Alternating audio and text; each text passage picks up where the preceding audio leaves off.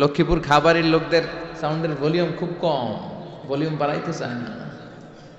Sound বাড়াইতে হবে, তাহলেই না কথা ইন্টারেক্টিভ হবে। আমি কথা বলবো, আপনারা শুধু শুনবেন, এই বক্তব্য আমি করি না। আমি ইন্টারেক্টিভ বক্তব্য করি, আমিও বলি, আমার শ্রোতারাও আমার সাথে কথা কয়। আলহামদুলিল্লাহ পড়েন। তো শেষ পর্যন্ত আমি যখন জিজ্ঞেস করব, আপনাদেরকে উত্তর করতে হবে বাঘের বাচ্চার মতো। মুমিন তো এরকম ঝিমায় ঝিমায় উত্তর দেয় না। মুমিন ইমানের তেজদীপ্ত বলে বলিয়ান হয়ে ওঠে, ঠিক কিনা? মুমিন জ্বলে ওঠে আপন শক্তিতে, আছে না নাই? যে ইমান প্রয়োজনে জ্বলে ওঠে না, যে ইমান সত্য ন্যায়ের কথা বলে না, যে ইমান প্রয়োজনে জ্বলে ওঠে না, যে ইমান সত্য ন্যায়ের কথা বলে না, যে ইমান বাস্তবে নাই, যে ইমান অন্তরে নাই, মুখে শুধু ফাঁকা বলি, কি করে তারে বলো ইমানে বলি, কি করে তারে বলো ইমানে বলি, কি করে তারে বলো ইমানে বলি। চিল্লায় বলেন ঠিক কিনা? যে ইমান ইমানে ভুলে নাস্তিকতার মঞ্চে ওঠে, যে ইমান বাতিল মতের দোসর হয়ে ফায়দা লুটে, আছে না নাই? যে ইমান শুধুই কেবল খায় দায় আনন্দ করে, যে ইমান বোঝে না যে আরাকানে ভাইরা মরে, যে ইমান বাস্তবে নাই, যে ইমান অন্তরে নাই, মুখে শুধু ফাঁকা বলি, কি করে তারে বলো ইমানে বলি, কি করে তারে বলো ইমানে বলি, কি করে তারে বলো ইমানে বলি, ঠিক কিনা? তো ইমানের বলে বলিয়ান হতে হবে, জ্বলে উঠতে হবে আপন শক্তিতে। রবির স্লোগান না? কথাটা ভালো, জ্বলে উঠতে হবে আপন শক্তিতে। তো এই জন্য ইমানদারের আওয়াজ হবে খুব বুলন্দ আওয়াজ। আপনাদের সুবহানাল্লাহ আলহামদুলিল্লাহর আওয়াজে আকাশ বাতাস চন্দ্র ভেদ করে এই আওয়াজ আল্লাহর আরশে যে ধাক্কা লাগতে হবে। চিল্লায় এখন ঠিক কিনা? এই শেষ পর্যন্ত এরকম বাঘের বাচ্চার মতো আওয়াজ করতে হবে। পারা যাবে না? ইনশাআল্লাহ পড়েন, আর জোরে পড়েন ইনশাআল্লাহ। আজকের এই প্রোগ্রামে আসতে পেরে আমরা খুশি না বেজার? কম না বেশি? আমরা সবাই খুশি পরিমাণে বেশি আওয়াজ করে পড়েন আল্লাহু আকবার। আসুন আমরা আল্লাহ তাআলার দরবারে শুকরিয়া জ্ঞাপন করি যে আল্লাহ তাআলা এরকম চমৎকার পরিবেশে আমাদেরকে আসার বসার তৌফিক এনায়েত করলেন। আসুন হৃদয় নিংড়ানো মনের সবটুকুন ভালোবাসাকে উজাড় করে দিয়ে সিংহ শার্দুলের মতো গর্জন করে, আকাশ বাতাস প্রকম্পিত করে, মন প্রাণ বুক মুখ একসাথে করে, দেহের সবটুকুন শক্তি গলার এই মাঝ বরাবর এনে আমরা চিৎকার করে পড়ি কালিমাতুশ শুকুর আলহামদুলিল্লাহ।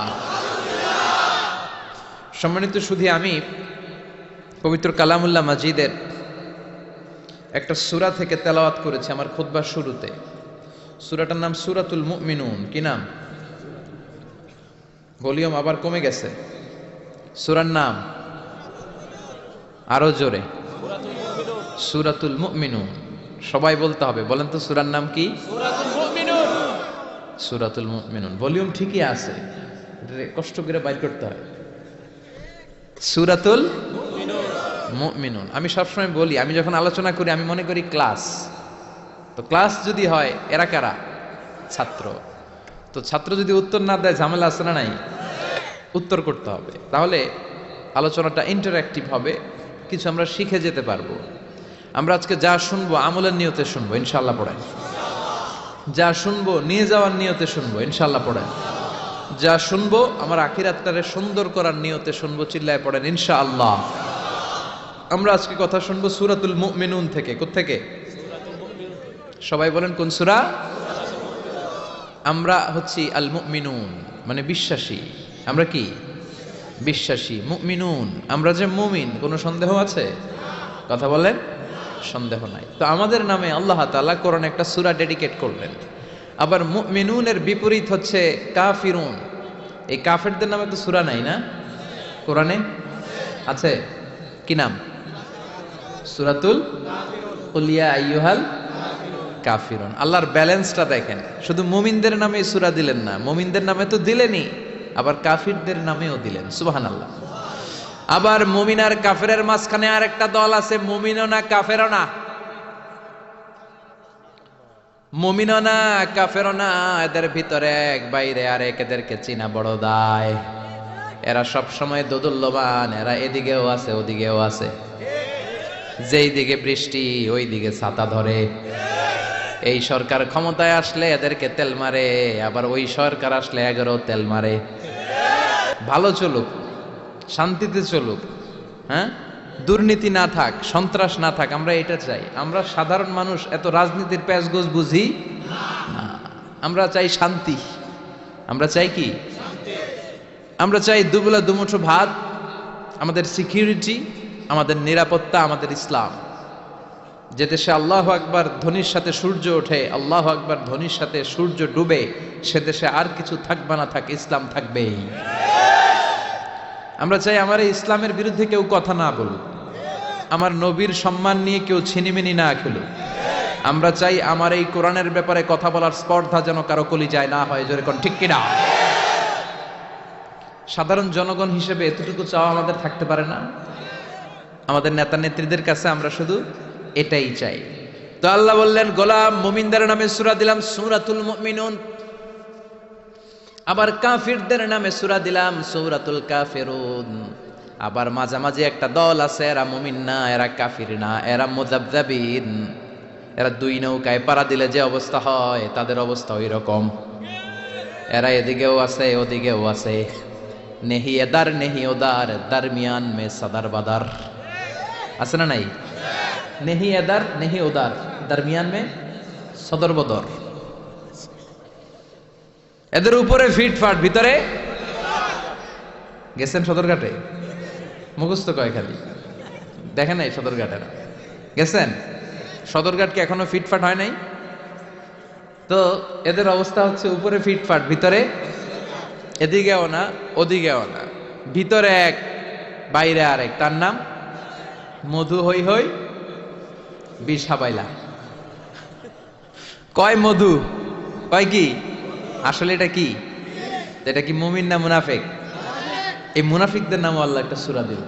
কি নাম সূরার? সূরাতুল মুনাফিকুন। দেখেন কোরআনের ব্যালেন্স কত সুন্দর। আল্লাহ বললেন মুমিনদের নামে সূরা দিলাম, কাফিরদের নামেও সূরা দিলাম, আবার মুমিনও না কাফিরও না, মাঝামাঝি একটা ওই দলের নামেও সূরা দিলাম সূরাতুল মুনাফিকুন। সুবহানাল্লাহ। আমরা মুনাফিক হতে চাই না, চাই কি হইতে চান? মুমিন যে হইতে চায় এটাও কইতে পারে না, জোর নাই। কি হতে চাই আমরা? মুমিন হতে চাই। ঈমানের পথে অবিচল থেকে আমার মরণ যেন হয়। পড়েন আমিন। তোমারই কাছে মিনতি আমার, তোমারই কাছে মিনতি আমার, মহামহিম দয়াময়। ঈমানের পথে অবিচল থেকে আমার মরণ যেন হয়। পড়েন আমিন।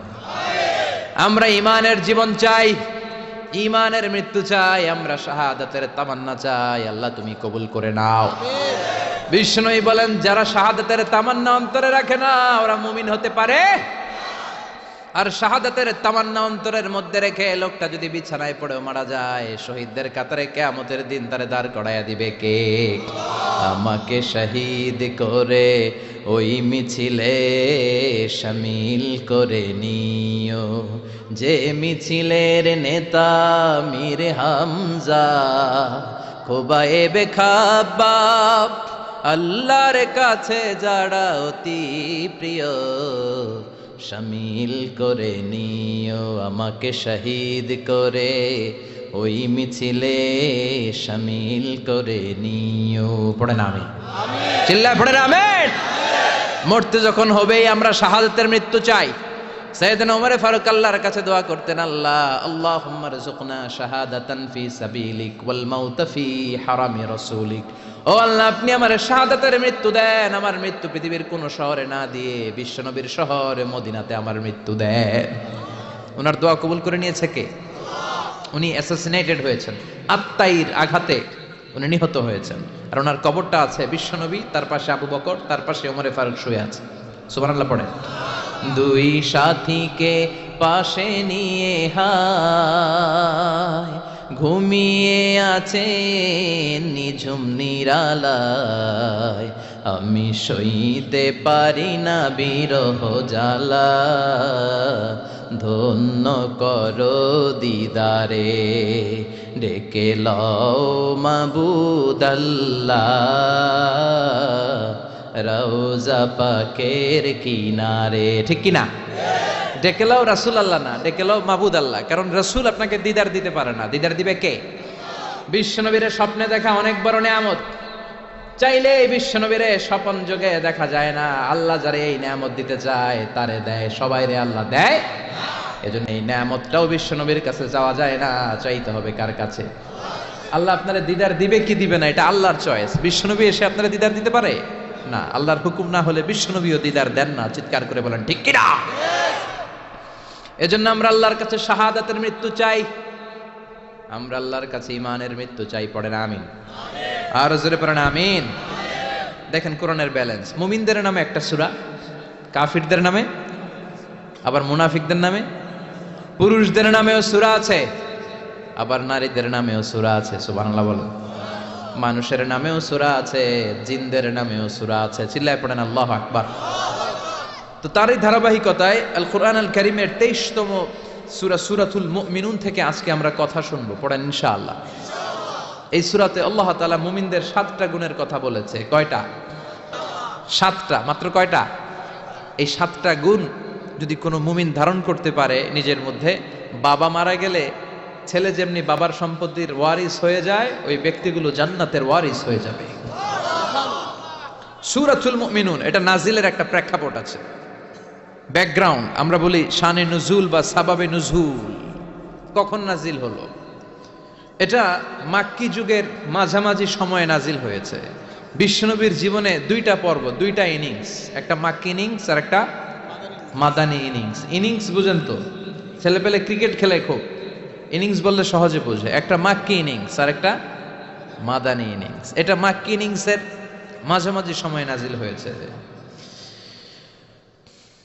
তিরমিজিতে এবং মুসনাদে আহমদ ইবনে হাম্বালে হাদিসটা এসেছে। হাদিসের বর্ণনাকারী সাইয়েদনা ওমর ফারুক, তিনি বলেন আমরা বিশ্বনবীর পাশে বসে আছি, হঠাৎ দেখি মৌমাছির ভনভন ভনভন শব্দ। ডানে বায়ে আমরা মৌমাছি খুঁজতে লাগলাম, কিন্তু খুঁজে দেখি কোনো মৌমাছি নাই। সুবহানাল্লাহ পড়েন। ওমর ফারুক বর্ণনা করেন, সুনানে তিরমিজির হাদিস, মুসনাদে আহমদ ইবনে হাম্বালের হাদিস। ওমর ফারুক বলেন সাহাবাদের সাথে বিশ্বনবী একদিন বসা ছিলেন, আমরা হঠাৎ করে মৌমাছির আওয়াজ শুনতে পেলাম। ডানে বায়ে সামনে পেছনে খুঁজে দেখি কোথাও কোনো মৌমাছি নাই। আমার আর বুঝতে দেরি হলো না, তাহলে এটা মৌমাছি না, বিশ্বনবীর উপরে কোরআনের আয়াত নাজিল করছে কে? বিশ্বনবীর কাছে 7টা প্রক্রিয়ায় কোরআনের আয়াত নাজিল হতো। আমরা এই যে একটা কিতাবের ভিতরে কোরআন পেয়ে গেছি, কি সুন্দর 30 পারা। বিশ্বনবীর কাছে কি আল্লাহ তাআলা এইভাবে একটা কোরআন হাতে তুলে দিছিল? কথা কর। 23 বছরের লম্বা ডিউরেশনে, 23 বছরের লম্বা সময়ে নাজমান নাজমান ইয়ানি কালিলান কালিলান, অল্প অল্প করে হাসবা হাওয়াইজিল বাশার, মানব জাতির প্রয়োজন অনুসারে কোনদিন 1 আয়াত, কোনদিন 10 আয়াত, কোনদিন 5 আয়াত, এভাবে করে করে 23 বছরের লম্বা জিন্দেগিতে আল্লাহ পুরো কোরআনটা বিশ্বনবীর উপর নাজিল করেছে। বিশ্বনবীর কাছে এই যে কোরআন নাজিল হতো, এগুলোর অনেকগুলো প্রক্রিয়া আছে। সহিহ হাদিসে এসেছে অনেকগুলো প্রক্রিয়া পাওয়া যায়। 1 নাম্বার প্রক্রিয়া মিসলা সালসালাতিল জারাস, ঘন্টার ধ্বনির মতো বিশ্বনবীর কাছে কোরআন পাঠাতো কে? ঘন্টা চিনেন না? এদিকে হাই স্কুল আছে লক্ষ্মীপুরে, আছে? এই হাই স্কুলে বা প্রাইমারি স্কুলে ছুটির সময় দপ্তরি ঘন্টা বাজায় না? ঘন্টা বাজালে কি হয়? আওয়াজ হয়। বিশ্বনবী বলেন, ঘন্টার ধ্বনির মতো বিকট আওয়াজে রব্বুল আলামিন আমার কাছে কোরআন পাঠাতো। এই পদ্ধতিতে বিশ্বনবীর কাছে যখন কোরআন আসতো, প্রচন্ড শীতের রাতে বিশ্বনবী ঘামতে ঘামতে হয়রান হয়ে যেতেন। সুবহানাল্লাহ, কি মজার কোরআন আমরা পাইছি, খুলি আর পড়ি। বিশ্বনবী এই কোরআনকে রিসিভ করতে কত কষ্ট করেছেন। শীতের রাতে, কনকনে শীতের রাতে এই কোরআনকে রিসিভ করতে যে উনি ঘেমে একাকার হয়ে যেতেন। এই হলো একটা প্রক্রিয়া, ঘন্টার মতো কোরআন আসতো। 2 নাম্বার প্রক্রিয়া, মিন ওয়ারাইল হিজাব, পর্দার অন্তরাল থেকে আল্লাহ নিজেই কোরআন পাঠিয়ে দিতেন। বিশ্বনবী আল্লাহরে সরাসরি দেখে নাই। মেরাজের রাতে যখন আল্লাহর দিদারের জন্য গিয়েছিলেন, কথা শুনেছেন কিন্তু দেখে নাই। দুনিয়ার বুকে থেকে আল্লাহরে দেখা যাবে? জান্নাতে না ঢুকে আল্লাহরে দেখা যাবে নাকি? কথা বলেন। আল্লাহর সৌন্দর্য দেখার মতো কোয়ালিটি আমাদের আছে? আল্লাহর চেয়ে সুন্দর কেউ আছে? দুনিয়া সুন্দর, মানুষ সুন্দর, আসমান সুন্দর, জমিন সুন্দর, সুন্দরে সুন্দরে পাল্লা, জানি না কত সুন্দর তুমি আল্লাহ, জানি না কত সুন্দর তুমি আল্লাহ। সুবহানাল্লাহ পড়েন। মেরাজের রাতে আল্লাহর দেখেন নাই, পর্দার এপাশ থেকে আল্লাহ কথা বলে আর নবী শুনে, নবী কথা বলে আল্লাহ শুনে। সুবহানাল্লাহ। এই পর্দার ওই পাশ থেকে সরাসরি আল্লাহ ওহী করেছেন, বিশ্বনবী রিসিভ করেছেন। গেল 2 পদ্ধতি। 3 নাম্বার, ফিল মানাম, স্বপ্নে বিশ্বনবীর কাছে ওহী পাঠিয়ে দেয়া হয়েছে। কিন্তু কোরআনের কোন আয়াত এই স্বপ্নের পদ্ধতিতে আসে নাই, সব জাগ্রত অবস্থায় এসেছে। সুবহানাল্লাহ পড়েন। এরপরে সাইয়েদনা জিব্রাইল মাঝে মাঝে নিজের সূরতে ওহী নিয়ে আসতেন। 2 বার বিশ্বনবী সাইয়েদনা জিব্রাইলকে নিজের সূরাতে দেখেছিলেন। 1 দেখেছিলেন হেরা গুহায়, 2 দেখেছিলেন সিদরাতুল মুনতাহায়। সাইয়েদনা জিব্রাইলের সূরাতে যখন সাইয়েদনা জিব্রাইল কোরআন নিয়ে আসতেন, তখনও বিশ্বনবী ভয় পেয়ে যেত। আল্লাহু আকবার। এরপরে আরেকটা পদ্ধতি হচ্ছে, বিসূরাতিন নাস ইয়াতামাসসালু লাহু আল মালাকু রাজুলান। সাইয়েদনা জিব্রাইল ওনার নিজের সূরাতে আসতো না, মানুষের সূরাতে আসতো। বিশ্বনবী বলতেন, এইভাবে কোরআন আসলে আমার রিসিভ করতে খুব আরাম লাগতো, কারণ মানুষ দেখা যাইতেছে, মানুষ কয় আর মানুষ শোনে, রিসিভ করতে বড় মজা। চিল্লায় কোন সুবহানাল্লাহ। এরপর আরেকটা পদ্ধতি হচ্ছে, মিসলা দাওয়িয়া সাউতিন নাহাল, মৌমাছির গুনগুন শব্দের মতো চারদিকে ভনভন ভনভন গুনগুন গুনগুন শব্দ শোনা যায়। আসলে গুনগুন না, কোরআন নাজিল করে কে? সাইয়েদনা ওমরে ফারুক বললেন, হঠাৎ আমরা ভনভন শব্দ দেখতে পেলাম, তাকিয়ে দেখি কোনো মৌমাছি নাই। হঠাৎ দেখলাম বিশ্বনবী আমাদের দিক থেকে চেহারাটা ঘুরিয়ে কাবার দিকে করলেন। হঠাৎ কিছুক্ষণ বিশ্বনবী একা একা মনোযোগী হয়ে কি যেন নিলেন। তারপরে আবার আমাদের দিকে মুচকি হেসে বললেন, ও সাহাবীরা শোনো, এইমাত্র কোরআনের 10টা আয়াত আল্লাহ আমার উপর নাজিল করেছে। আরে 10টা আয়াতের মধ্যে রব্বুল আলামিন মুমিনদের 7টা গুণাবলীর বর্ণনা দিয়েছে। কোন মুমিন যদি এই 7টা গুণ নিজের মধ্যে ধারণ করতে পারে, রব্বুল আলামিন ওই ব্যক্তিকে জান্নাতের মালিক বানায়া দিবে। আল্লাহু আকবার। কত নেয়ামত, কত অপরচুনিটি, কত প্রিভিলেজ আল্লাহ আমাদেরকে দিয়েছেন নিজেদেরকে সম্মানিত করার। এরপরও আমরা কোরআন মানতে চাই না। 7টা গুণ শুনবো আজকে মুমিনের। কয়টা? চিল্লায় বলেন সবাই, কয়টা গুণ শুনবো? 7টা গুণ। বিশ্বনবীর ইন্তেকালের পরে সাহাবারা মা আয়েশার কাছে যে বলে, ও আম্মা, আমাদের নবী কেমন ছিল বলেন। মা আয়েশা বলতেন, কানা খুলুকুহু ওয়াল কোরআন। বিশ্বনবীর চরিত্র ছিল কোরআনের চরিত্র। কিসের চরিত্র? পুরো 30 পারা কোরআনে থিওরিটিক্যালি যা বলে দেয়া আছে, বিশ্বনবীর জীবনীতে প্র্যাকটিক্যালি সেগুলো করে দেখানো আছে। সুবহানাল্লাহ। সাহাবারা বললেন, ও মা, এত সংক্ষেপে কেন বলেন, একটু বিস্তারিত বলেন আমার নবীর চরিত্র কেমন ছিল। মা আয়েশা বললেন, ও সাহাবারা, তোমরা কি কোরআনের 23তম সূরা সূরাতুল মুমিনুনের প্রথম 10টা আয়াত তেলাওয়াত করো নাই? এই প্রথম 10টা আয়াতের ভিতরে যেই গুণের কথা আছে, সবগুলো গুণ দিয়ে তোমাদের নবীর জীবন সাজানো ছিল। আমরাও চাই আমাদের জীবনটাও এই গুণাবলী দিয়ে আমরা সাজাবো। রাজি আছেন তো? আপনাদের মনোযোগ আছে? আপনারা সিরিয়াসলি কথাগুলো শোনার জন্য বসেছেন তো? তাকবীর দেন, লিল্লাহি তাকবীর।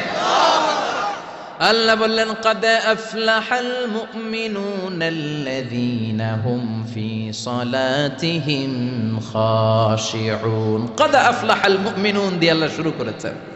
قد أفلح المؤمنون, successful indeed are the believers. সফল কাম হলো তারা ঈমান এনেছে যারা। কার কথা? সফল কারা? who are the successful in life? যদি আপনারা কেউ প্রশ্ন করে সফল কারা, যদি আমাদেরকে জিজ্ঞেস করা হয় কারা সফল, সফলতার মানদণ্ড কি, এ পৃথিবীর বুকে সফল হওয়ার অনেক মানদণ্ড হতে পারে, পারে না? In terms of wealth and money, অর্থের মানদণ্ডে কারা সফল যদি জিজ্ঞেস করা হয়, কার নাম বলবেন? হ্যাঁ, বিল গেটস, তাই না? মাইক্রোসফট কোম্পানির মালিক, কত টাকার যে সে মালিক সে নিজেও জানে না। আর আর কে আছে এরকম সফল? ওয়ারেন বাফেট, অনেক বড় ধনী। আর কে আছে? স্টিভ জবস, অ্যাপল কোম্পানির মালিক, তাই না? প্রিন্স ওয়ালিদ বিন জালাল, একটা প্লেন আছে, নিজের জেট প্লেন, যে প্লেনটার 70% স্বর্ণ দিয়ে বানানো প্লেন, এটার 70% মেড অফ গোল্ড। তাহলে অর্থের মানদণ্ডে যদি বলি সফল কারা, এদের নাম আসবে, ইনি সফল, ইনি সফল, ইনি সফল, ঠিক কিনা? এবার যদি বলি ইন টার্মস অফ পাওয়ার, ক্ষমতার মানদণ্ডে পৃথিবীতে সবচেয়ে সফল কে? Donald Trump, president of United States of America. কি কয় নিজেই জানে না, আছে না নাই? আধা পাগল। সাইকিয়াট্রিস্টরা বলে ওর মাথার মধ্যে ঝামেলা আছে, কি কয় নিজেই বোঝে না, অবাক করে আচরণ করে, ছোট বাচ্চার মতো কথা বলে। তারা বলে গায়ে গতরে ডোনাল্ড ট্রাম্প বড় হয়েছে, কিন্তু মেন্টালিটি বড় হয় নাই, ছোট বাচ্চা। শরীরে বড় হয়েছে কিন্তু তার মানসিক অবস্থা ছোট বাচ্চার মতো, বাচ্চাগুলোকে ঘুষাঘুষি করে রাস্তায়। আমেরিকার প্রেসিডেন্ট, ক্ষমতার মানদণ্ডে সবচেয়ে বড় ক্ষমতাশীল। Vladimir Putin, president of Russia. এরপরে নরেন্দ্র মোদী, চীনের, ওটার নাম কি? চীনের আগে ছিল হু জিনথাও, কি নাম? তোর নাম হচ্ছে হু জিনথাও, এখন আরেকটা কি যেন জি জিং, এরকম একজন আসছে। হ্যাঁ, জি জিং ক্ষমতার মানদণ্ডে অনেক ক্ষমতাশীল। অ্যাঞ্জেলা মার্কেল আছে, এটা, এরা হচ্ছে ক্ষমতার মানদণ্ডে সফল। তাহলে অর্থের মানদণ্ডে একদল সফল, ক্ষমতার মানদণ্ডে আরেক দল সফল। এবার যদি বলি in terms of name and fame, ক্ষমতা নয়, অর্থ নয়, জনপ্রিয়তা, বললেই চিনে। মেসি আছে না নাই? ওই সব চিনে, মুখস্থ। নাম কি? মাসিনা বেটা, মেসি।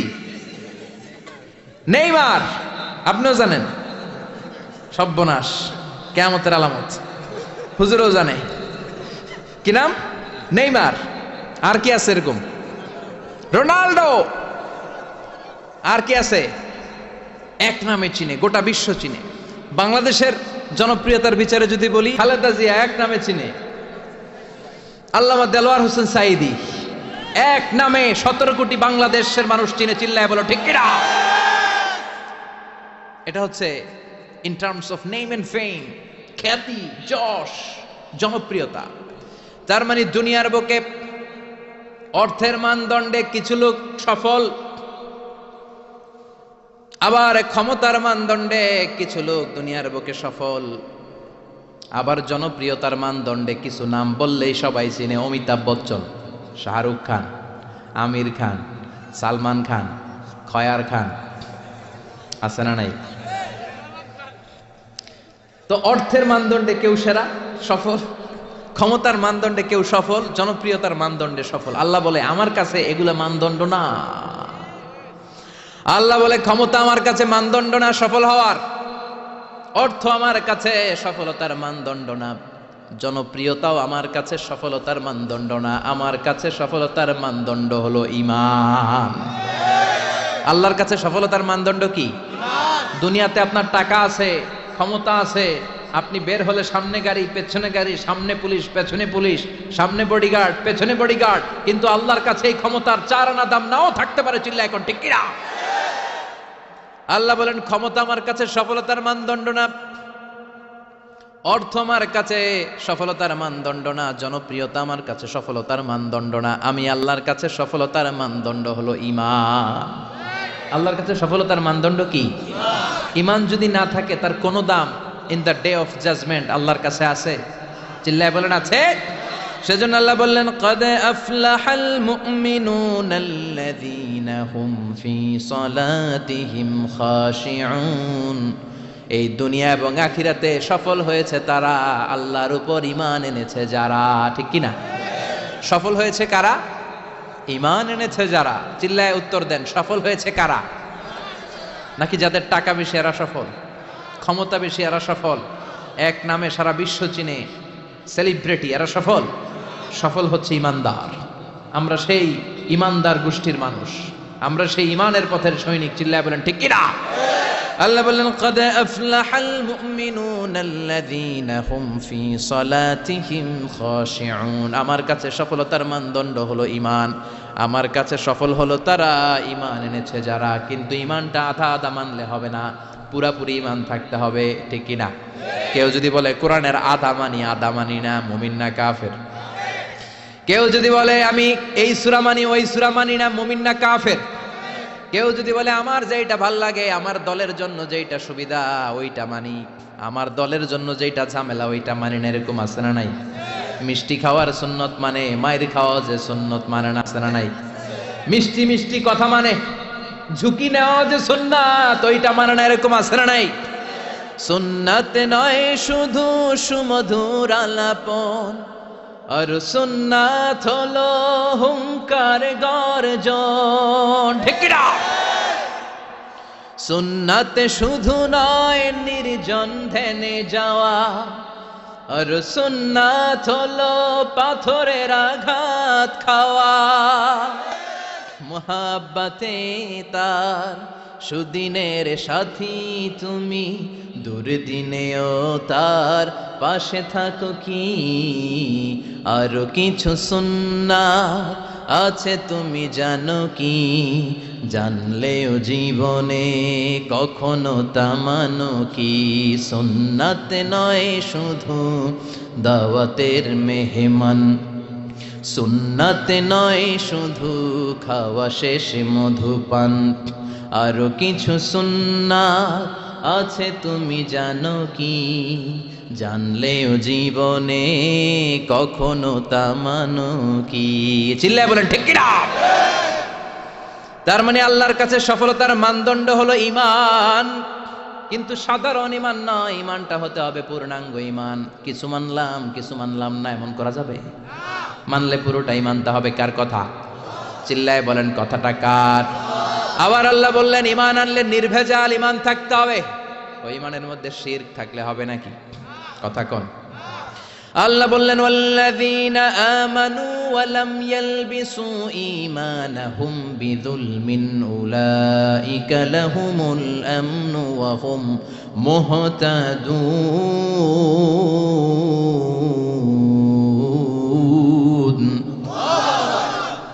ঈমান আনার পরে ঈমানের সাথে যদি শিরকে তোমরা না মিলাও, তখন তোমাদের ঈমানটা নির্ভেজাল ঈমান হবে। তখন দুনিয়ার জীবনে তোমাদেরকে নিরাপত্তা দিবে কে? আবার হেদায়েত দিয়ে তোমাদেরকে ধন্য করবে কে? তার মানে ঈমান হতে হবে নির্ভেজাল, ঈমানের মধ্যে শিরক থাকলে হবে। কথা কন? আল্লাহ সব মাফ করে, শিরক মাফ করে? করে না। আপনি কিয়ামতের দিন পাহাড় পরিমাণ গুনাহ নিয়ে আল্লাহর সামনে হাজির হয়েছেন, কিন্তু ওই গুনার মধ্যে শিরকের গুনাহ নাই।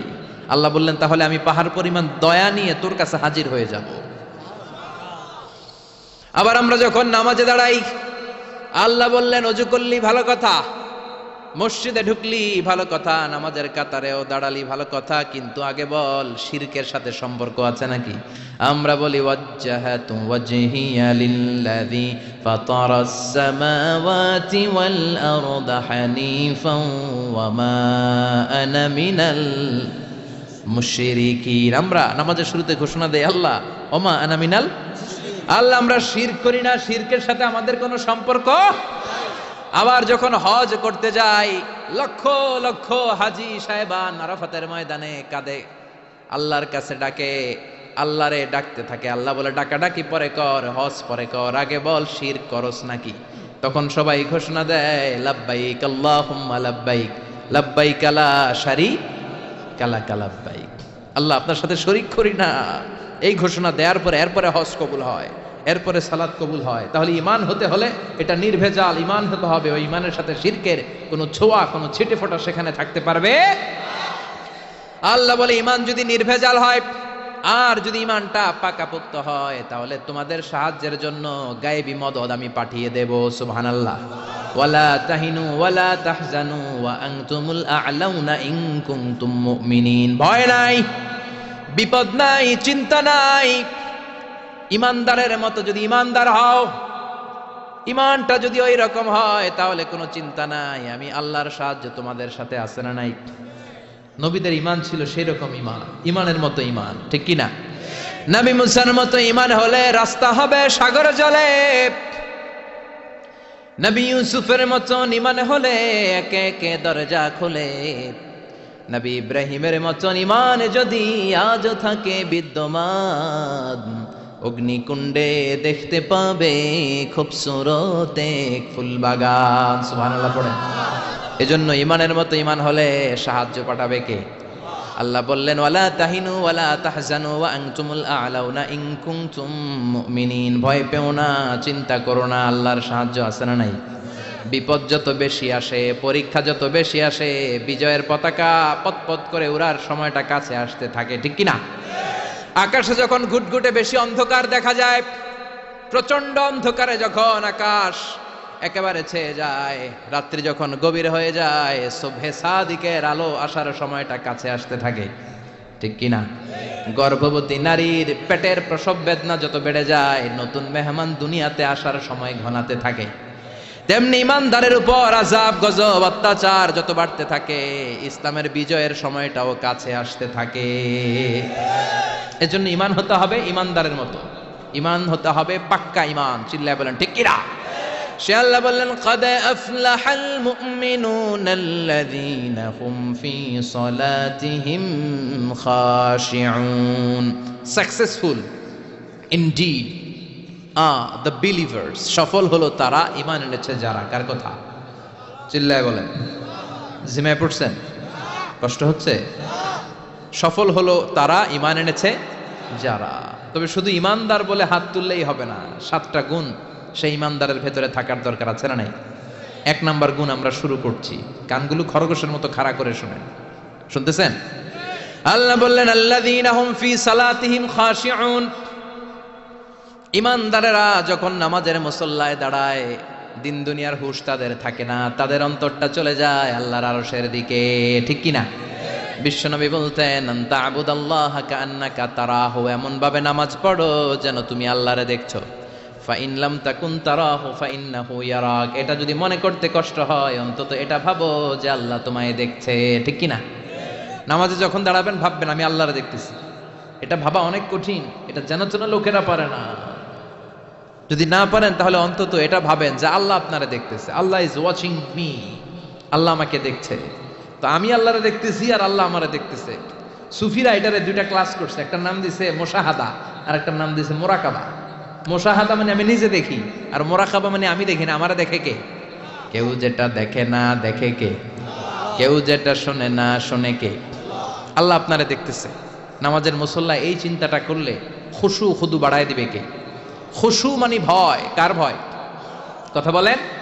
যাদের হৃদয়ে আছে আল্লাহর ভয়, তারা কভু পথ ভুলে যায় না।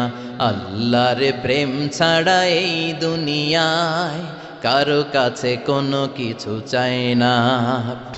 রাতের আধারে যারা সেজদাতে রয়, দু চোখের শ্রুতে নদী যেন বয়। রাতের আধারে যারা সেজদাতে রয়, দু চোখের শ্রুতে নদী যেন বয়। ছলনার হাতছানি যতই আসুক, পেছনে ফিরেও সে তাকায় না।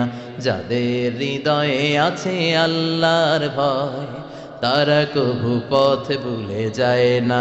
আল্লাহর প্রেম ছাড়া এই দুনিয়ায় কারো কাছে কোনো কিছু চায় না, কারো কাছে কোনো কিছু চায় না, ঠিক কি না? খুশু মানে আল্লাহর ভয়।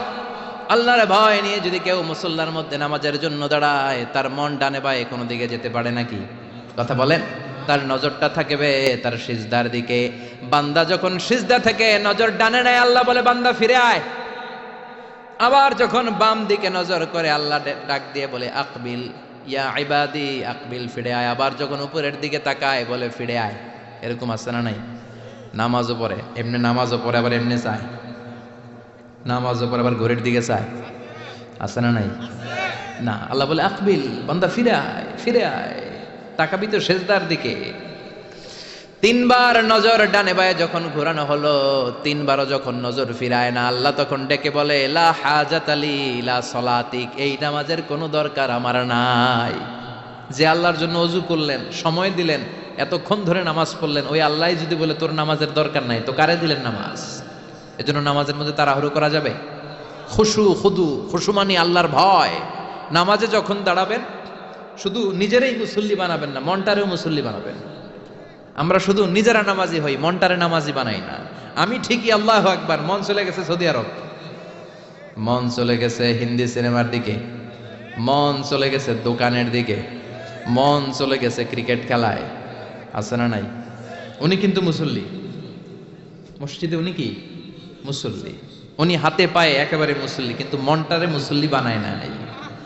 এজন্য মনটারেও নামাজি বানাতে হবে। আমরা বলি মনটারে কাজ দেন, মনটারে কখনো অলস বসে থাকতে দেয়া যায় না। আপনিও মুসল্লি হবেন, মনটারেও মুসল্লি বানাতে হবে, তা না হলে মন ডানে বায়ে ঘুরবে। মনের আরবি হচ্ছে কলব। কলব মানে যেটা নাড়াচাড়া করে। এটা এখন এদিকে, পরে ঢাকায়, এরপরে সৌদি আরব, এরপরে আমেরিকা। এটার পাসপোর্টও লাগে না, ভিসাও লাগে না, এটা খালি দৌড়ায়, ঠিক কিনা? এজন্য মনটারে নামাজি বানানোর দরকার আছে না নাই?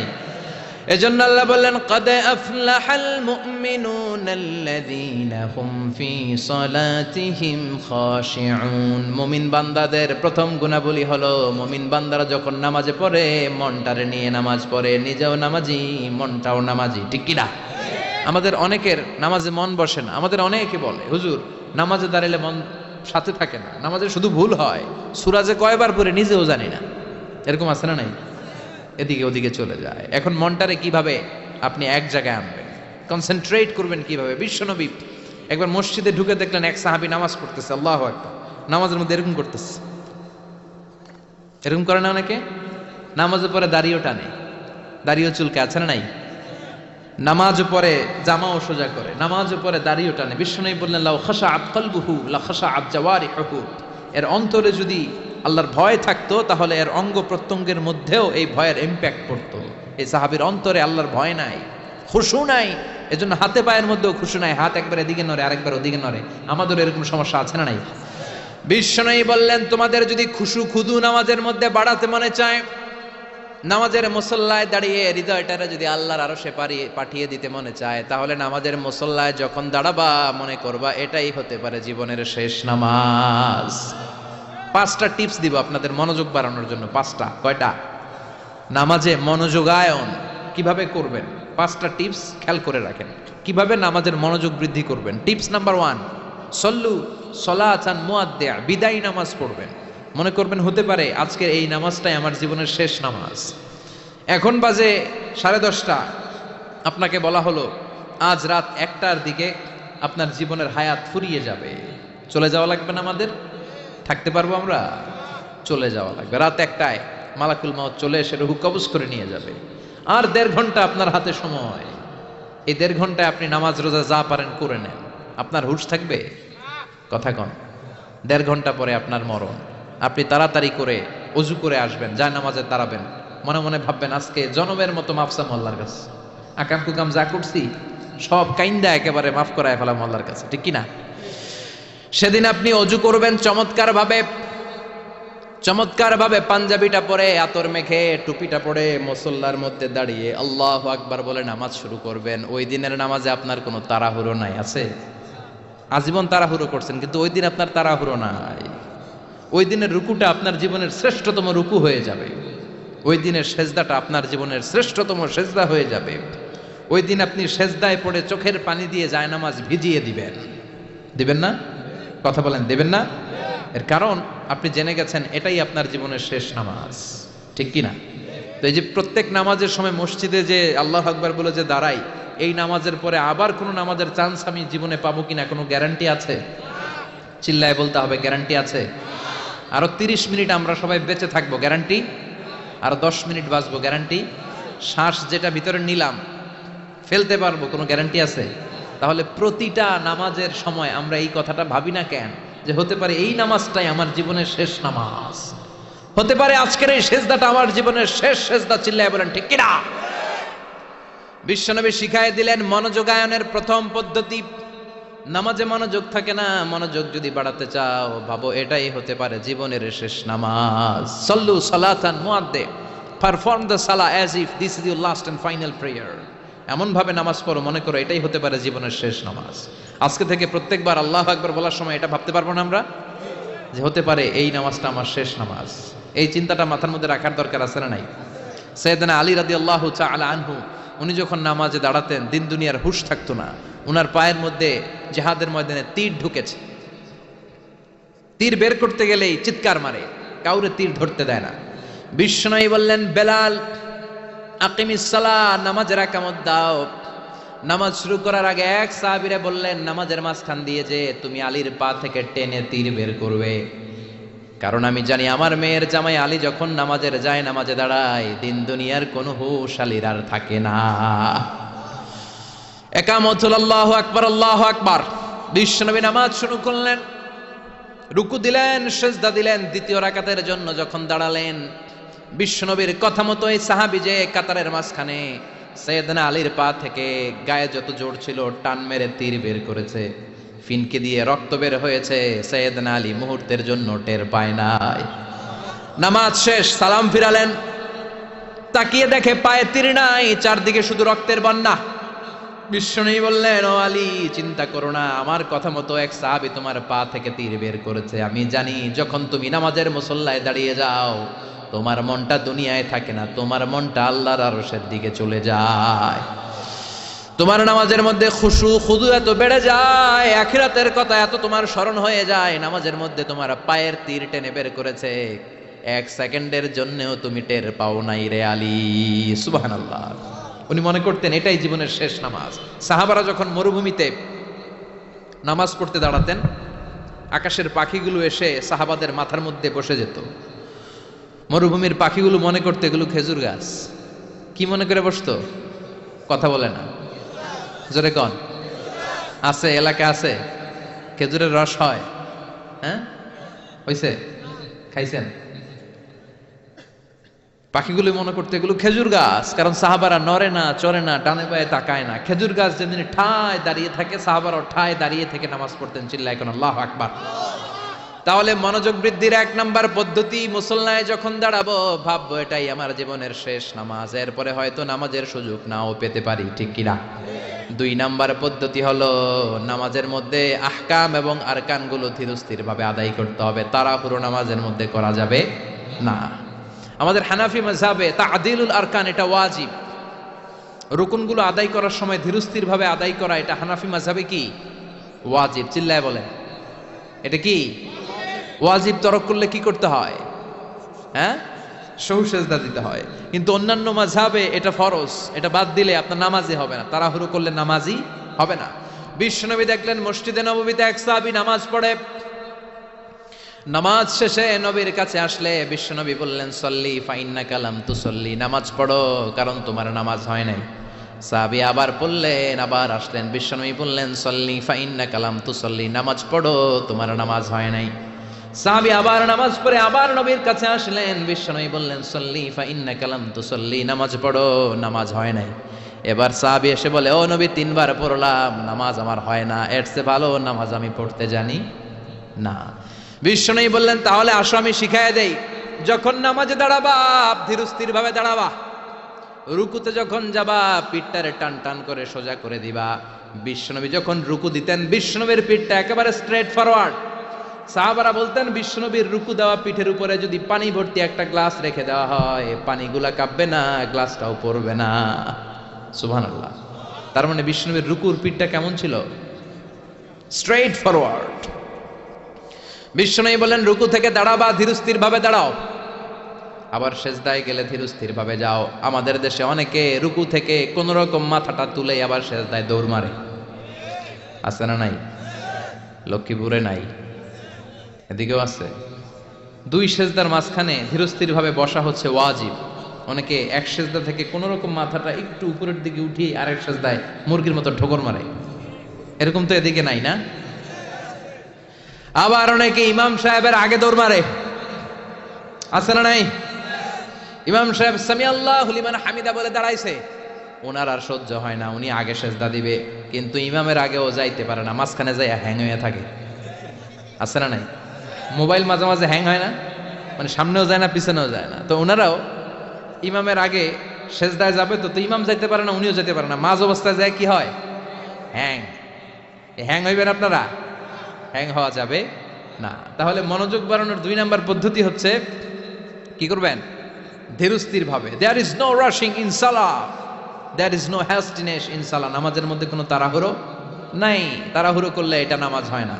এমনকি নামাজের দিকে বিশ্বনবী তাড়াহুড়ো করে যেতেও নিষেধ করেছেন। ইদা উকিমাতিস সালাহ, নামাজ যখন শুরু হয়ে যাবে ধীরস্থির ভাবে যাবেন, তাড়াহুড়ো করে যাওয়া যাবে না। 3 নাম্বার পদ্ধতি, জামাতে পড়বেন, তাহলে মনোযোগ বাড়ায় দিবে কে? বিশ্বনবী বলেন সালাতুল জামাআত আফদলু সালাতাল ফাজদি বি 27 দারাজা। একা একা নামাজ পড়লে যতটুকু সওয়াব হয়, জামাতে নামাজ পড়লে 27 গুণ বেশি সওয়াব হয়। জামাতে পড়ার দরকার আছে না নাই? জামাতে পড়লে আর মনোযোগ এদিক সেদিক যায় না। সবাই আল্লাহু আকবার, আমি আল্লাহু আকবার, সবাই আসসালামু আলাইকুম রাহমাতুল্লাহ, আমি আসসালামু আলাইকুম রাহমাতুল্লাহ, মন আমার এদিক সেদিক যাওয়ার সুযোগ আছে কম, ঠিক কি না? 4 নাম্বার, নামাজে যা বলেন অর্থ বোঝার চেষ্টা করেন।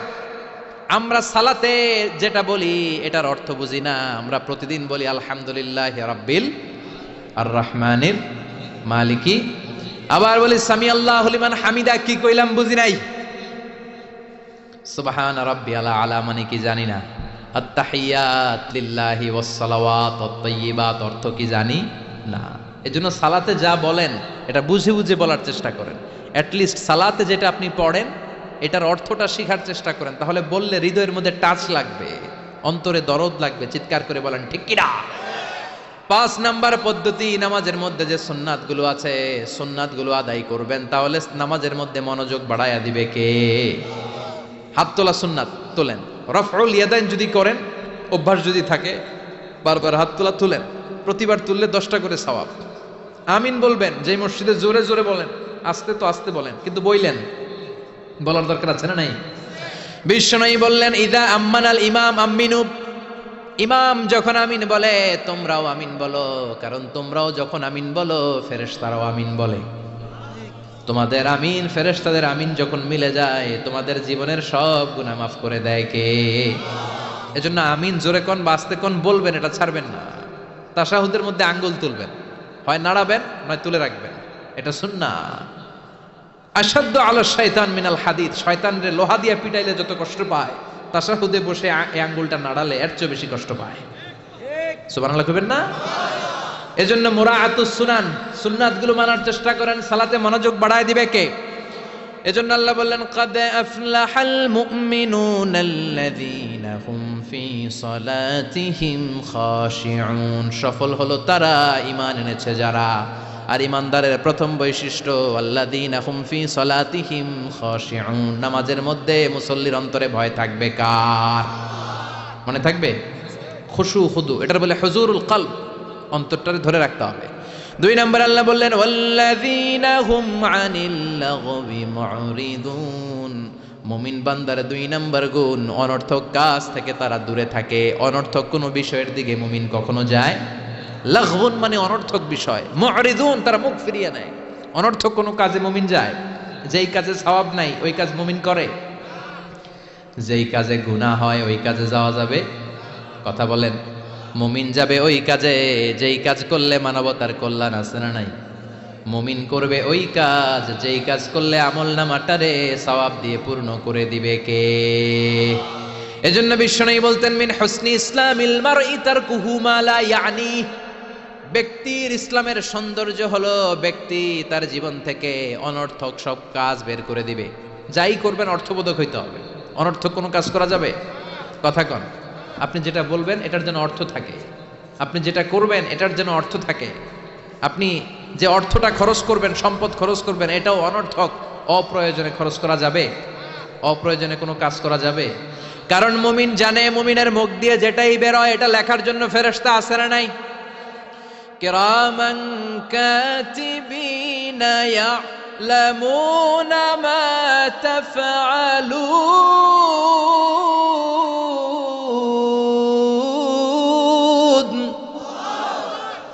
যাই করি ভালো হোক কিংবা মন্দ হোক লিখে রাখার জন্য কিরামান কাতিবিন আছে না নাই? আবার মুমিন জানে মা ইয়ালফিযু মিন কাউলিন ইল্লা লাদাইহি রাকিবুন আতীদ। মুমিন তার মুখ দিয়ে যেটা বের করে সেটা লিখে রাখার জন্য ফেরেশতা আছে না নাই? এজন্য মুমিন যেটাই করবে এটা অর্থবোধক হবে। অনর্থক কোনো কাজ করা যাবে? অনর্থক কোনো বাক্য উচ্চারণ করা যাবে? মুমিন তার চোখ দিয়ে ওই জিনিসটাই দেখবে যেটা দেখলে সওয়াব আছে না নাই? মুমিন মুখ দিয়ে সেটাই পড়বে, সেটাই উচ্চারণ করবে যেটা উচ্চারণ করলে প্রতি অক্ষরে অক্ষরে সওয়াব দিবে কে? চিল্লায় বলেন কে? আপনি যদি অনর্থক কাজের দিকে মনোনিবেশ করেন, ফোকাস দেন, তাহলে আপনি ভালো কাজের দিকে ফোকাস দেওয়ার সময় পাবেন না। আমাদের দেশের ছেলেপেলারা যত আজে বাজে কাজ আছে এগুলো নিয়ে ব্যস্ত আছে না নাই? হিন্দি সিনেমা, ওই যে হুজুর করতেছে মোবাইল নিয়ে টিপাটিপি আছে না নাই? খেলাধুলা, রাজনীতি, এগুলো নিয়ে ব্যস্ত। ফলে ভালো কাজে তারা ফোকাস দিতে পারে না। আর যারাই এগুলো থেকে বেরিয়ে কনস্ট্রাকটিভ কাজ করে তাদের জীবনটারে বরকতময় করে দেয় কে? আমি দেখলাম কিছু যুবক এক জায়গায় ওয়ালের মধ্যে লিখেছে মানবতার দেয়াল। কি লিখেছে? এখানে লিখছে যেটা আপনার দরকার নেই রেখে যান, আর এই পাশে লিখছে যেটা আপনার দরকার লইয়া যান। সুবহানাল্লাহ কোন? তার মানে শীতকালে আপনার যে অতিরিক্ত শীতের পোশাকগুলো দরকার নাই এই হ্যাঙ্গারে ঝুলিয়ে যান। মসজিদে খুব কোনো মসজিদের সামনে করেছে মানবতার দেয়াল। এই দেয়ালের এই পাশে অনেকগুলো হ্যাঙ্গার দেওয়া। তারা বলেছে যে এই শীতের পোশাকগুলো আপনার দরকার নেই দিয়ে যান, আর যাদের শীতের কাপড় নাই তারা এখান থেকে নিয়ে যান। এই যে তার চিন্তা, এটা হচ্ছে ইনোভেটিভ চিন্তা। যুবকরা যদি ভালো ভালো কাজগুলো একসাথে করার প্রয়াস পেত, চিন্তা করতো, তাহলে বাংলাদেশটারে জান্নাতে টুকরা বানাই দিত কে? এজন্য মুমিনের বৈশিষ্ট্য আল্লাযীনা হুম আনিল লাগবি মুরিদুন। মুমিন বান্দারা কোনো অনর্থক কাজের সাথে কখনো যুক্ত হতে পারে। তার মানে মুমিন যখন নামাজে দাঁড়ায় অন্তরটা চলে যায় কার দিকে? 2 নম্বরে মুমিন কোনো আজে বাজে কাজে যুক্ত হয় না। 3 নম্বরে আল্লাহ বললেন ওয়াল্লাযীনা হুম লিযাকাতি ফাঈলুন। মুমিন বান্দাকে যদি আল্লাহ সম্পদের মালিক বানিয়ে দেয়, আল্লাহর এই সম্পদ থেকে গরিবদেরকে মুমিনরা দান করে। কি করে? এটার নাম হলো যাকাত। এটার নাম কি? জোরে কোন? দে যাকাত তোরা দে রে যাকাত, তোর দিল খুলবে পরে আগে খুলু খাত। দে যাকাত তোরা দে রে যাকাত। চিল্লা এখন ঠিক কিনা? যাকাত ফরজ হয়েছে কার কার? হাত তুলেন তো দেখি। যাকাত দেওয়ার মতো লোক আছে না এদিকে? মাশাআল্লাহ। 1 জন, 2 জন, 3 জন, 4 জন, 5, 6, 7। আল্লাহ ভাইদেরকে তুমি কবুল করো। চিল্লায় বলেন আমিন। যাকাত দেয়াটা এটা অপশনাল নয়, এটা কম্পালসারি। ওয়াফি আমওয়ালিহিম হাক্কুন লিসাইলি ওয়াল মাহরুম। তোমার সম্পদে গরিবদের জন্য আল্লাহ এটা অধিকার করে দিয়েছে। যিনি যাকাত দেয় তার জন্য দেয়া ফরজ, আর যিনি যাকাত নেয়, যাকাত নেয়া কি তার জন্য ফরজ? কথা কন। তাহলে সে আপনার কাছ থেকে যাকাত নিয়ে আপনাকে ফরজ কাজটা করার ক্ষেত্রে সহযোগিতা করেছে। আপনি কোনো করুণা তারে করেন নাই। চিল্লায় বলেন ঠিক কিনা? আবার আল্লাহ বলেন যাকাত দিবি না কেন? টাকা কি তোর নাকি? অমিম্মা রাযাকনাহুম ইউনফিকুন। আমি যেটা রিজিক হিসেবে দিছি ওইখান থেকে দে। সম্পদের মালিক আমি বানিয়েছি, অর্থ সম্পদ আমি আল্লাহ দিয়েছি, আবার আমি আল্লাহ আদেশ করেছি দেওয়ার জন্য। ঠিক কিনা? ইসলাম চায় না রাস্তার এক পাশে 5 তলা আরেক পাশে গাছতলা। ইসলাম চায় সম্পদের সমানভাবে তারল্য। যাকাত এটা ফরজ, দিয়ে দাও, তা না হলে কঠিন আযাবের সুসংবাদ দিচ্ছে কে? চিল্লায় বলেন কে? والذين يكنزون الذهب والفضة ولا ينفقونها في سبيل الله فبشرهم بعذاب أليم। যারা স্বর্ণ জমায়, যারা রৌপ্য জমায়, যারা প্রাইজ বন্ড জমিয়ে রাখে, যারা ফিক্সড ডিপোজিট করে রাখে, সম্পদের প্রাচুর্যতা থাকার পরেও যাকাত দেয় না, নবী তাদেরকে কঠিন আযাবের সুসংবাদ দেন। কার কথা? চিল্লায়া বলেন। আযাবের কি সুসংবাদ হয় না দুঃসংবাদ? কথা কন। কিন্তু আল্লাহ এখানে বলছে সুসংবাদ। আল্লাহ বুঝাতে চাইলেন আযাবটা বড় করা হবে, ডেঞ্জারাস হবে, মাইটটা বড় ডেঞ্জারাস। আল্লাহ ছাড় দেয় কিন্তু ছেড়ে দেয় না। আল্লাহ ছেড়ে দেয় কি দেয়? ছাড় দেয়, ছেড়ে দেয় না। আযাবটা বড় করা হবে, মাইটটা বড় ডেঞ্জারাস হবে যারা যাকাত ফরজ হওয়ার পরেও দেয় না। এটা বোঝানোর জন্য আল্লাহ বললেন কঠিন আযাবের দুঃসংবাদ না, বললেন সুসংবাদ দেন। ছেলে পরীক্ষায় ইংরেজিতে ফেল করছে, মা বলে চান্দু ইংরেজিতে ফেল করছো, তোর বাপে আসুক, এমন মাইট দিবে, মাইট দিলে মজা টের পাবি। অমিয়া মাইট দিলে কি মজা লাগে? কি লাগে? ব্যথা লাগে। তো মজার কথা বললেন কেন? মাইটটা যে করা হবে, মাইটটা কি হবে? করা হবে। এজন্য যাকাত ফরজ হওয়ার পরে যারা যাকাত দেয় না তাদের জন্য করা মাইর আল্লাহর কাছে আছে না নাই? চিল্লায় বলেন। অনেকে দেখবেন যাকাতের শাড়ি দেয়, যাকাতের লুঙ্গি দেয়। যাকাতের শাড়ি বলতে কোনো শাড়ি আছে? কথা কন। এমন শাড়ি, এমন পাতলা শাড়ি একবার ধুইলে দ্বিতীয়বার আর পরা যায় না। শাড়ি আমনের দিকে বেসকি দিয়ে চাইয়া থাকবে, রং নাই, আছে না নাই? আবার এই শাড়ি লুঙ্গিগুলো নেওয়ার জন্য যারা লাইন ধরে ঢুকে এরাও পদপৃষ্ট হয়ে মারা যায়, আছে না নাই? কিছু ভিডিও ক্লিপসে আমরা দেখলাম যে হাজার হাজার মানুষ এই পাতলা বাজারের সবচাইতে নিম্নমানের সুতা দিয়ে বানানো যাকাতের শাড়ি নেওয়ার জন্য এসেছে, ধাক্কা ধাক্কি আর ভিড়ে পদপৃষ্ট হয়ে অনেকগুলো মহিলা মারা গিয়েছে। কিয়ামতের দিন এই যাকাত নামের এই কলঙ্ক সাজানোর জন্য যে এই আয়োজন করেছিল তাকে আল্লাহর সুপ্রিম কোর্টের কাঠগড়ায় জবাবদিহিতা করতে হবে। চিল্লায় বলেন ঠিক কিনা? যাকাত এটা ছেলে খেলা না, এটা পুতুল খেলা না। এটা যেমন মনে চায় কিছু টাকা পয়সা মানুষের হাতে হাতে 200 করে দিলাম, এইটা না। একজনকে এমন ভাবে যাকাত দাও যেন ওই টাকা দিয়ে তার কর্মসংস্থান হয়, ওই টাকা দিয়ে যেন রুজি রোজগার করে কিছু খেতে পারে। ঠিক কিনা? বুঝতে পেরেছেন? যাকাতের টাকা এমন না 10 টাকা করে আমি 500 জন ফকিরে দিয়ে দিলাম, এটা নয়। একজনের একটা সিএনজি কিনে দেন, তাহলে সিএনজি চালায়া সে তার ফ্যামিলিকে ভরণ পোষণ দিতে পারবে, আর কোথাও যে হাত পাতা লাগবে না। একটা গাভী কিনে দেন, গাভীর দুধ বিক্রি করে ওর জীবন চলে যাবে। ঠিক কিনা? একটা টঙের দোকান, চায়ের দোকান করে দেন, ঝালমুড়ির দোকান বানায় দেন, ওইটা বিক্রি করে করে ওর জীবন চলে যাবে, সুন্দর চলবে, ফ্যামিলিটা চলবে, আর কোথাও যে তার হাত পাতা লাগবে। এটা হচ্ছে যাকাত দেওয়ার পদ্ধতি। আল্লাহ আমাদেরকে বোঝার তৌফিক দাও। চিল্লায় পড়েন আমিন। এরপর আল্লাহ বললেন ওয়াল্লাযীনা হুম লিফুরুজিহিম হাফিযুন। মুমিন বান্দার 4 নম্বর গুণ, তারা তাদের লজ্জাস্থানের হেফাজত করে, তাদের প্রাইভেটকে তারা হেফাজত করে। লজ্জাস্থানের হেফাজত, যুবকদের ওয়াজ। বিশ্বনবী বলেন মাইয়াদমান লি মা বাইনা লিহিয়াইহি ওয়া মা বাইনা রিজলাইহি আদমান লাহুল জান্নাহ।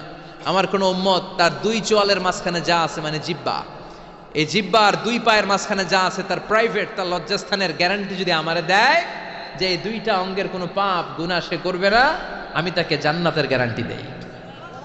সুবহানাল্লাহ। বাড়িতে যাই বললেন। এজন্য আল্লাহ বললেন যুবকেরা খবরদার, নজরকে নিচের দিকে করো। কুল লিল মুমিনিনা ইয়াগুদ্দু মিন আবসারিহিম ওয়া ইয়াহফাযু ফুরুজাহুম। আল্লাহ বললেন ও যুবক, নজরটারে নিচের দিকে নামাও, কারণ নজরটা বড় ভয়ঙ্কর। আন-নাযার সাহামুন মাসমুম মিন সিহামি ইবলিস। এই নজর হচ্ছে শয়তানের বিষ মাখানো তীরবানের মধ্য থেকে ভয়ঙ্কর একটা তীরবান।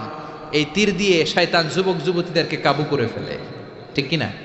প্রথমে নজর, হুট করে কেউ পাপ কাজ করে না, আগে নজর, তারপরে স্পর্শ, তারপরে পাপ কাজ, আছে না নাই? এজন্য নজরের হেফাজত করতে বলেছে কে? আল্লাহ বললেন ওয়াল্লাযীনা হুম লিফুরুজিহিম হাফিযুন। মুমিন বান্দার 4 নাম্বার গুণাবলী হলো মুমিন বান্দারা তাদের লজ্জাস্থানের হেফাজত করে, তারা তাদের নজরকে হেফাজত করে। বিশ্বনবী নিজের মেয়ের জামাতা আলীরে বললেন ও আলী, নজরকে বাঁচাও। ভুল করে নজর যদি একবার কোন নারীর চেহারার দিকে পড়ে যায় রে আলী, দ্বিতীয়বার দিও না। একবার ক্ষমা, দ্বিতীয়বার গুনাহ। ঠিক কিনা? এজন্য নজর হেফাজতের দরকার, আছে না নাই? কয়টা গেল? 4টা। এরপর আল্লাহ বললেন ওয়াল্লাযীনা হুম লিআমানাতিহিম ওয়া আহাদিহিম রাউন। মুমিন বান্দার 5 নাম্বার গুণাবলী হলো মুমিন বান্দারা আমানতের খেয়ানত করে না, করে আমানতের হেফাজত করে, আর প্রতিশ্রুতি দিলে প্রতিশ্রুতি রাখে। আমানত, ট্রাস্টওয়ার্দিনেস। বিশ্বনবীর নাম ছিল আল আমিন, আস-সাদিক, আল আমিন। মক্কায় বিশ্বনবীর চাইতে বিশ্বস্ত কেউ ছিল? চিল্লায় বলেন। সবাই এসে বিশ্বনবীর কাছে আমানত রেখে যেত। দল করতো আবু জাহেলের, দল করে কার? আমানত রাখে কার কাছে? সুবহানাল্লাহ কইবেন না? লোকজন যখন তায়েফে বেড়াতে যেত, দামি দামি জিনিস এনে বিশ্বনবীরে বলতো আব্দুল্লাহর বেটা মুহাম্মদ, এই দামি জিনিসটা তোমার কাছে রাখলাম, রাখো। বিশ্বনবী বলতেন দল করো আবু জাহিল্লার কাছে রাখো। তারা বলতো আবু জাহেলের কাছে রাখা যাবে না, কারণ আবু জাহিল্লাই ডাকাত, খাইয়া ফেলাইব। কথা কন, খাইয়া ফেলে না? ব্রিজ ভেঙে গেলে দেখা যায় যে রড নাই, আছে কি? তার মানে লোহা গেছে কই, রড কই? এক একটার পেটের ভিতরে আল্লাহ 10টা করে পাকস্থলী দিস। কথা কন, 10টা পাকস্থলী না হইলে লোহা হজম করা যায়? কথা বলেন। সিমেন্ট খায় ফেলায়, টিন খায়, টিন আছে না নাই? পারলে পুরা দেশটা খায়া ফেলায়। ওই যে কয় শেয়ার বাজার খায়া ফেলায়, আছে না নাই? হলমার্ক খায়া ফেলায়, দেশটারে খায়া ফেলায়, আছে না নাই? আমানতের খেয়ানত করা যাবে না। ইন্নাল্লাহা ইয়া'মুরুকুম আন তুআদ্দুল আমানাত ইলা আহলিহা, আল্লাহ অর্ডার করেছেন আমানতের হকদার যে হাতে পৌঁছে দাও। কার কথা? আমানতের যে খেয়ানত করে বিশ্বনবী তারে বলেছেন মুনাফিক। মুনাফিকের কয়েকটা আলামত বলেছেন বিশ্বনবী। আয়াতুল মুনাফিকি সালাস, ইযা হাদ্দাসা কাযাবা, মুনাফিক যখন কথা বলে মিথ্যা বলে। ওয়া ইযা ওয়াআদা আখলাফা, ওয়াদা দিলে খেলাফ করে। ওয়া ইযা আতুমিনা খানা, আমানত রাখলে আমানতের খেয়ানত করে। ঠিক কিনা? আমানত এটা ব্যাপক বিষয়। এই যে আপনার সুস্বাস্থ্য, এটা আপনার কাছে আমানত। আপনার চেহারা সুন্দর, এটা আমানত। আপনার স্ত্রী, আপনার সন্তান আপনার কাছে আমানত। আপনি সমাজে খুব ফেমাস, এটা আপনার কাছে আমানত। যাকে আল্লাহ যেই দায়িত্ব দিয়েছে ওইটা আল্লাহ তার কাছে আমানত রেখেছে। ঠিক কিনা? ইমাম সাহেব, মসজিদের সবকিছু আপনার কাছে আমানত। চেয়ারম্যান সাহেব আপনার কাছে, এই ইউনিয়ন পরিষদের সবকিছু আমানত। মেম্বার সাহেব আপনারও আমানত। আবার যিনি মেম্বার অফ দ্য পার্লামেন্ট, এই নির্বাচনী এলাকা পুরোটাই আপনার কাছে আমানত। চিল্লায় কোন ঠিক কিনা? যিনি মন্ত্রী, পুরো মন্ত্রণালয় আপনার কাছে আমানত। 47 সদস্যের বিশাল বহর নিয়ে মন্ত্রণালয় করা হলো, তাদের কাছে বাংলাদেশটা আমানত। ও প্রধানমন্ত্রী, আপনার কাছে আমার লাল সবুজের পতাকাটা আমানত। সেনাবাহিনীর কাছে দেশের ভূখণ্ড রক্ষা করা আমানত। ঠিক কিনা? মেম্বার অফ দ্য পার্লামেন্ট, আপনার নির্বাচনী এলাকায় যদি ইয়াবার আসর জমে, ওই ইয়াবার আসর যদি আপনি ভেঙে না দেন, আপনার নির্বাচনী এলাকায় যদি টেন্ডারবাজি হয়, আপনার নির্বাচনী এলাকায় যদি চাঁদাবাজি হয়, আপনার নির্বাচনী এলাকায় যদি যৌতুকের জন্য কোনো মায়ের গায়ে হাত দেয়া হয়, কিয়ামতের দিন আল্লাহ আপনারে ছাড়বে না। ঠিক কিনা? সমাজটাকে রক্ষা করা তোমার আমানত। আপনার এলাকায় যদি কেউ ধর্ষিতা হয়, কিয়ামতের দিন এটার বিচার আছে না নাই? দুনিয়ার বুকে বিচার নাই, কিন্তু আখিরাতে বিচার আছে না নাই? এক একজন জনপ্রতিনিধির কাঁধে যে কত বড় আমানত। শীতের রাতে, কনকনে শীতের রাতে বাস স্ট্যান্ডে, রিক্সা স্ট্যান্ডে, সিএনজি স্ট্যান্ডে কম্বল নাই, কাঁথা নাই, লোকগুলো ঘুমায়। এদের গায়ে কাঁথা দিয়ে দেওয়া আপনার দায়িত্ব। চিল্লা এখন ঠিক কিনা? পথ শিশুগুলোরে সেবা করা আপনার দায়িত্ব। সুবিধা বঞ্চিত মানুষগুলোরে ভাতা দেওয়া আপনার দায়িত্ব। আপনার এরিয়ার মধ্যে যা কাম কুকাম হয়, এগুলো সব আপনার উপর আমানত ছিল। চিল্লা এখন ঠিক কিনা? এটা ব্যাপক বিষয়। মুমিনের কাজ হচ্ছে আমানতের খেয়ানত করে না। যার যে দায়িত্ব, সে আমানতকে পূর্ণ করে দেয়। সে আমানতের খেয়ানত করে না, আমানতের হেফাজত করে। আবার বিশ্বনবী বললেন, কারো কোনো গোপন জিনিস যদি তুমি জেনে যাও, এটা লোক লুকিয়ে রাখা, এটা তোমার জন্য আমানত। ঠিক কিনা? অন্যের আসরার, গোপন জিনিস যদি আপনি প্রচার করার দায়িত্ব নেন, আপনার গোমর ফাঁস করে দেওয়ার দায়িত্ব নিবে কে? এজন্য আল্লাহ বললেন, ওয়াল্লাযীনা হুম লিআমানাতিহিম ওয়া আহদিহিম রাউন। মুমিন বান্দার 5 নাম্বার গুণ, মুমিন বান্দার আমানতের খেয়ানত করে না। 6 নাম্বার গুণ হলো আহদিহিম রাউন, মুমিন বান্দারা প্রতিশ্রুতি দিলে প্রতিশ্রুতি নষ্ট করে না। আহাদ মানে প্রমিস। ইন্নাল আহদা কানা মাসউলা, কি কি ওয়াদা আপনি দিবেন, কথা দিবেন, এই কথাগুলো রেখেছেন কিনা জিজ্ঞেস করবে কে? আমরা মাইক পেলে কথা দেওয়ার সময় হাজার কথা দেই, এইটা দিব, ওইটা দিব, ব্লাউজ দেব, মোবাইল দেব, আছে না নাই? কথা কন। টাকা দেব, চাকরি দেব, ভাতা দেব, দেশের চেহারা পাল্টায় দেব, আছে না নাই? পরে সময় মতো সব ভুলে যায়, ডিগবাজি মারে, এরকম আছে না নাই? আপনি যেটা দিয়েছেন কথা, কিয়ামতের দিন সেই কথাটা রেখেছেন কিনা, in the day of judgement আপনারা জিজ্ঞেস করবে কে? চিল্লায় বলেন কে? সব শেষে আল্লাহ বললেন, ওয়াল্লাযীনা হুম আলা সালাওয়াতিহিম ইউহাফিযুন। মুমিন বান্দার 7 নাম্বার গুণ, তারা সব কিছু নষ্ট হতে দিতে রাজি, কিন্তু তাদের সালাত নষ্ট হতে দিতে রাজি না। ঠিক কি না? যে কোনো পরিস্থিতিতে মুমিন নামাজ পড়ে। ওযুর পানি নাই, মুমিন কি করে? তায়াম্মুম করে। সফরের মধ্যে সময় নাই, মুমিন কসর করে। ঠিক কি না? দাঁড়িয়ে পড়তে পারে না, মুমিন বসে পড়ে। বসে পড়ে না, মুমিন শুয়ে পড়ে। মুমিন কখনো থেমে থাকে না। আপনি প্লেনে আছেন তখন নামাজ পড়েন, জাহাজের মধ্যে আছেন তখন নামাজ পড়েন, জমিনে আছেন তখনও পড়েন। গোটা বিশ্বের সব মানুষের জন্য এই জমিনটারে নামাজের জায়গা বানিয়ে দিয়েছে কে? মুমিন সব কামাই দেয়, নামাজ কামাই দেয় না। এজন্য 7 নম্বরে বললেন আল্লাযীনা হুম আলা সালাওয়াতিহিম ইউহাফিযুন। মুমিন বান্দার বৈশিষ্ট্য হচ্ছে তারা সালাত কামাই দেয় না। হাফিযু আলা সালাওয়াত ওয়াস সালাতিল বুসতা। নামাজগুলো সংরক্ষণ করো। কিয়ামতের দিন নামাজের হিসাব আগে নেবে কে? আউয়ালু মা ইউহাসাবু বিহিল আবদু ইয়াউমাল কিয়ামাতি আস-সালাহ। কিয়ামতের দিন সর্বপ্রথম হিসাব হবে নামাজের হিসাব। নামাজের হিসাব যদি সহজ হয়ে যায়, পুরো আমলনামাটারে সহজ করে দিবে কে? আর নামাজের হিসাবে যদি গন্ডগোল লেগে যায়, পুরো আমলনামার মাঝখানে প্যাঁচ লাগাইয়া দিবে কে? এজন্য মুমিন সব সময় নামাজ পড়ে জামাতে। কিভাবে? সালাতে কায়েম করো, সালাতে কায়েম করো, হবে সম্মানী তুমি, হবে জান্নাতি তুমি, হবে সম্মানী তুমি, হবে জান্নাতি তুমি। দিবে কাল হাসরে শীতল ছায়া আরশে আজিম। রব্বিয়াল আলা, রব্বিয়াল আযীম, রব্বিয়াল আলা, রব্বিয়াল আযীম। ঠিক কি না? নামাজগুলো জামাতে পড়া যাবে? আজকের মাহফিলে কি আমরা এই সিদ্ধান্তে আসতে পারি না যে আমরা পারতপক্ষে জামাত নষ্ট করব না, 5 ওয়াক্ত সালাত জামাতের সাথে আদায় করার চেষ্টা করব? হাত তুলে কি আল্লাহরে দেখানো যাবে? দেখানো যাবে মুসলমান? ডাক দিয়ে আল্লাহরে বলেন আল্লাহ। আর জোরে আল্লাহরে ডাকেন, পড়েন আল্লাহ। হাত তুলে ওয়াদা করলাম 5 ওয়াক্ত সালাত জামাতের সাথে। গলার আওয়াজ ছোট হয়ে আসছে, আওয়াজ করে বলেন হে আল্লাহ। হাত তুলে ওয়াদা করলাম 5 ওয়াক্ত সালাত জামাতের সাথে আদায় করার চেষ্টা করব, তুমি তৌফিক দাও। আমিন। আর জোরে পড়েন আমিন।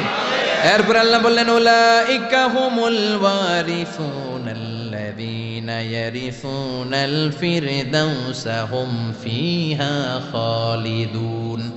এই 7টা গুণ যদি কোনো মুমিন তার জীবনের মধ্যে ধারণ করতে পারে, বাবা মারা গেলে যেমনি ছেলেরা সম্পদের ওয়ারিস হয়, ওই মুমিন বান্দাদেরকে জান্নাতুল ফেরদাউসের ওয়ারিস বানায়া দিবে কে? মানতে রাজি আছেন তো? প্রথমে কি বলছি? আল্লাযীনা হুম ফিস সালাতিহিম খাশিউন। মুমিন যখন নামাজে দাঁড়ায়, অন্তরে আল্লাহর ভয় নিয়ে নামাজে দাঁড়ায়, এদিক সেদিক তার মন ছোটাছুটি করে। 2 নম্বরে বলেছি ওয়াল্লাযীনা হুম আনিল লাগবি মুরিদুন। মুমিন অনর্থক কাজকে এড়িয়ে চলে। মুমিন যা করে ভালোটা করে, কল্যাণের পথে চলে। ঠিক কি না? তারপরে বলেছি ওয়াল্লাযীনা হুম লিয-যাকাতি ফাইলুন। মুমিন দান করে, অল্প দান করলেও এটারে কিয়ামতের দিন বড় করে দিবে কে? এরপরে মুমিন তার লজ্জাস্থানের হেফাজত করে। তারপরে মুমিন যদি মুমিনের কাছে আমানত রাখা হলে ওই আমানতের হেফাজত করে। তারপরে মুমিন যদি কারোর কাছে ওয়াদা দেয়, কোনো প্রতিশ্রুতি দেয়, প্রতিশ্রুতি রক্ষা করে। তারপরে মুমিন সব কামাই করে, কিন্তু নামাজ কামাই করে।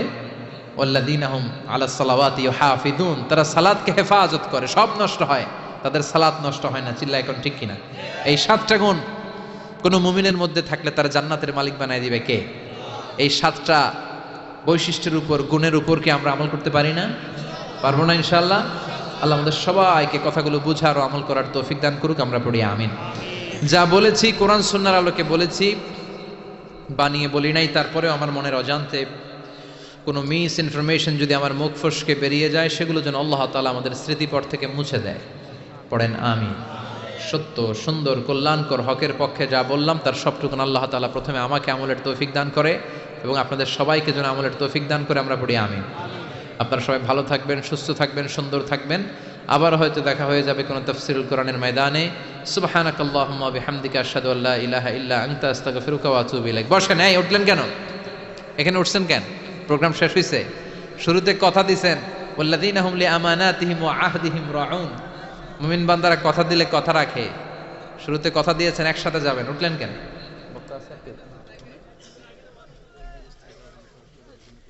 ইয়া রাব্বি লাকাল হামদু কামা ইয়ানবাগি লিজালালি ওয়াজহিকা ওয়া আযীমি সুলতানিক লাকাল হামদু বিল ঈমান লাকাল হামদু বিল ইসলাম লাকাল হামদু বিল কুরআন রব্বানা আতিনা ফিদ দুনিয়া হাসানাহ ওয়া ফিল আখিরাতি হাসানাহ ওয়া কিনা আযাবান নার রব্বানা যালামনা আনফুসানা ওয়া ইন লাম তাগফির লানা ওয়া তারহামনা লানাকুনান্না মিনাল খাসিরিন। অবিশাল আকাশের মালিক, জমিনের মালিক, নভমণ্ডল ভূমণ্ডল মালিক, তোমার আকাশ বাতাস চন্দ্র সূর্য নভমণ্ডল ভূমণ্ডলের তুলনায় আমাদের হাত দুইটা একেবারেই ছোট্ট রে আল্লাহ। ছোট্ট দুটি হাত পেতে বুক ভরা আশা নিয়ে তোমার শাহী দরবারে গভীর রজনীতে ভিখারির মতো চেয়ে রইলাম।